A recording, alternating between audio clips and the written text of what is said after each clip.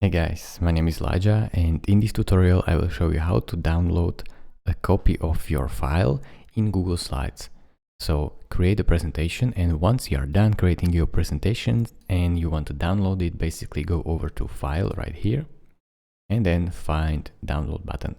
Now here you have some options. You can download it as a Microsoft PowerPoint, so that PPTX file, or PDF, or plain text, JPEG, or even a PNG. So choose whichever fits your work. I would recommend to choose PPTX or PDF. This is really easy to read for everyone. So let's say you will choose PDF.